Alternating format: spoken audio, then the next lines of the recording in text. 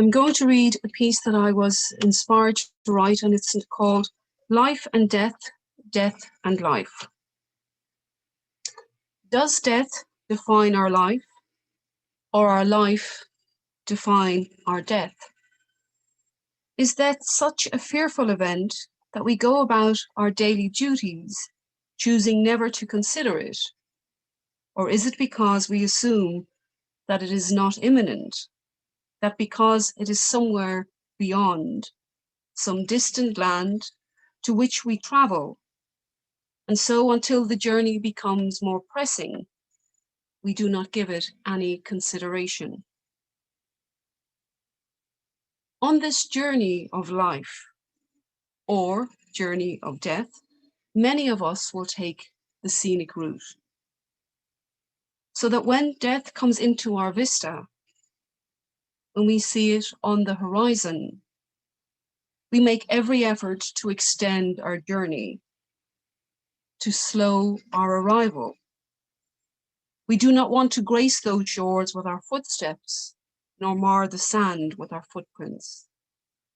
Instead, somehow, we look back on the trajectory of our lives, mapping our journey to this point of recognition, and wondering how sudden our journey culminated at this point.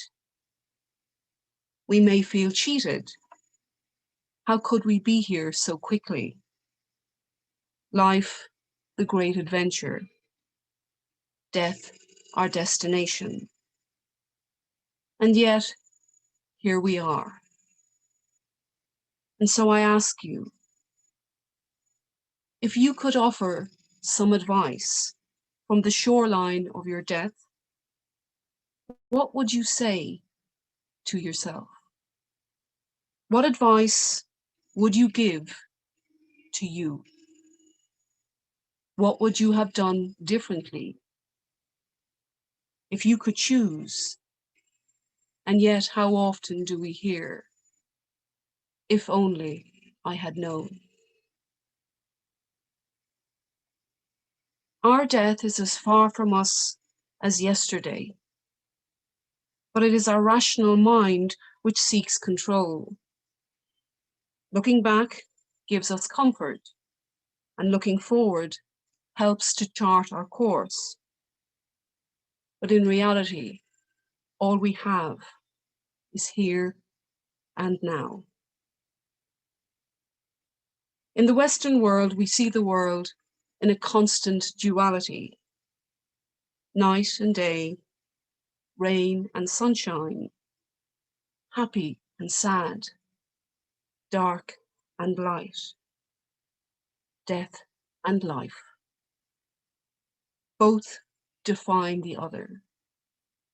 Both give meaning to our understanding of each.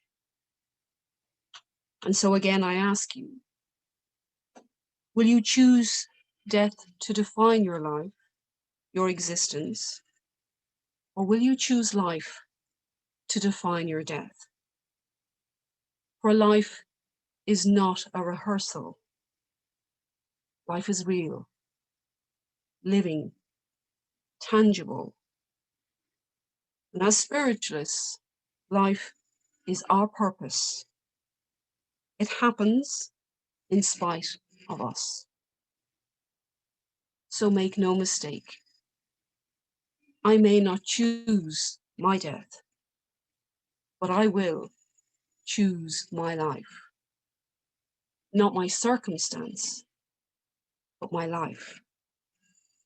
And how I choose to see the world is framed by the 7 principles which illuminate the dualism of life and death for me.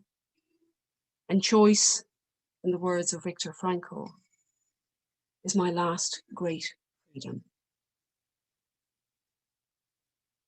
And so with that in mind, I really felt inspired to talk about what it means to live a life, certainly as a spiritualist.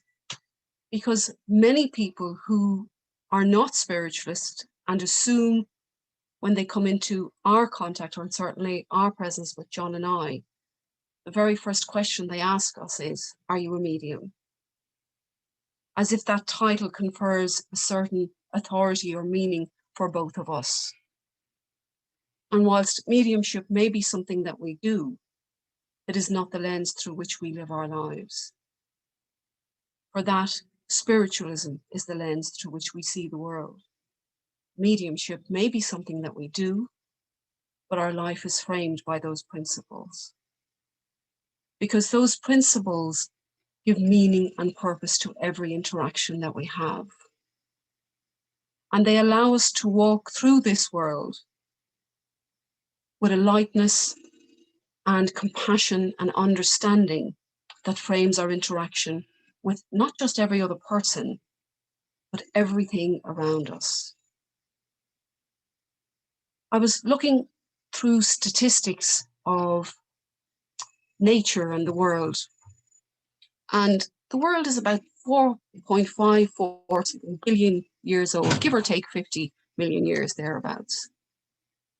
And as human beings, we've only inhabited it less than 2%, or 98% of the time that we consider the world has been here.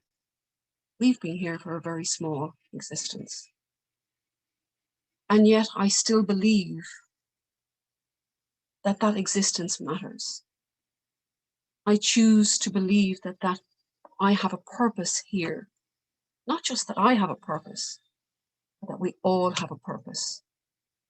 Because the chances of being born in itself into this lifetime, to be given the opportunity to live, conveys great meaning to me.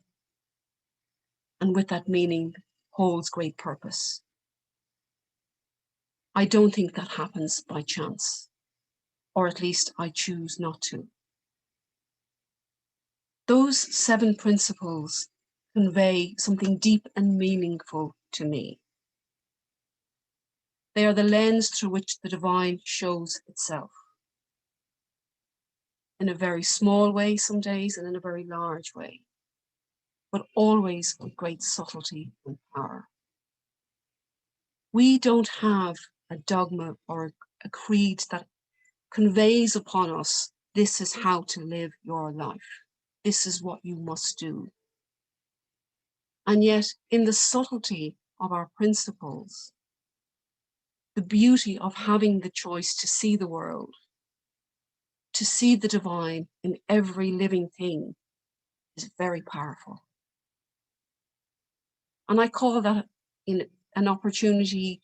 For me, it's like sliding doors, where I get a chance to glimpse the divine. And I can glimpse the divine in a bumblebee which defies nature as it lands on a plant. God is present. And sometimes I need to remind myself of that because life is heavy. Life is difficult. And I think having come through this global pandemic, we are very aware of that difficulty, where we seek meaning and purpose in things. And yet every day we get to wake up. We get to open our eyes. We get to be that sliding door of the divine. And whilst we may not see or have any understanding of the purpose that we have, I can guarantee there are people that you come into contact with who understand that you are there for their purpose. They understand that there is something about you that makes their life brighter. And it may never be our purpose to know that or to even understand that. And yet it happens. Sliding doors.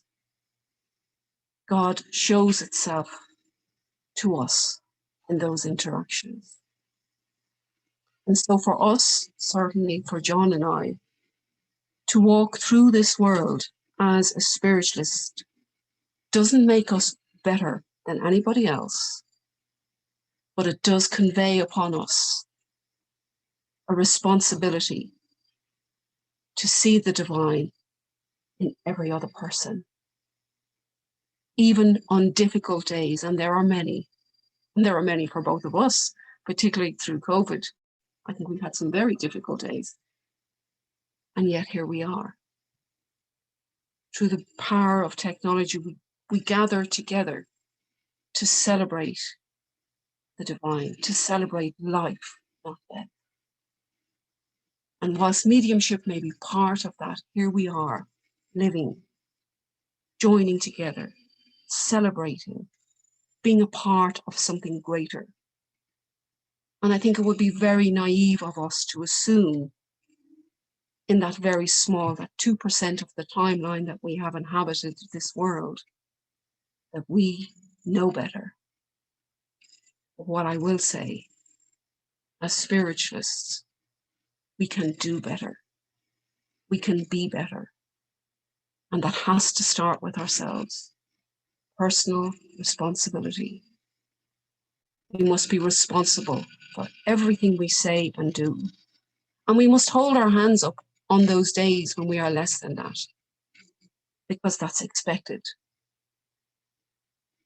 But again, we wake up the next day. We get to open our eyes.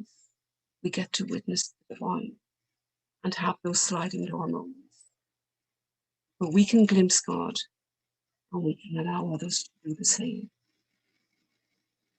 And so perhaps, if for those of you here who may be mediumistic or intuitive, I would ask you to consider, if somebody asks you that question,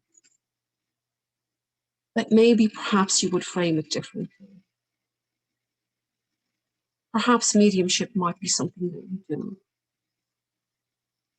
But I would urge you to consider yourself to be a better spiritualist, be a better human being, before you define yourself as being a better medium. Life is for living. It is happening here and now.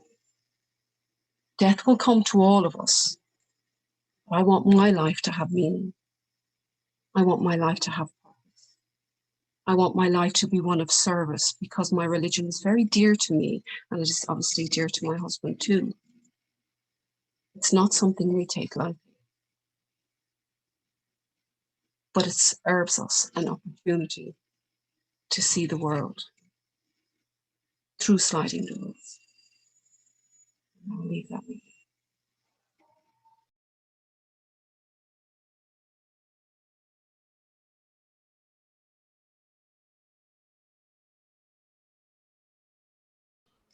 Great Spirit, Father God, we give thanks for this communications of love and life everlasting that have been shared with us this evening.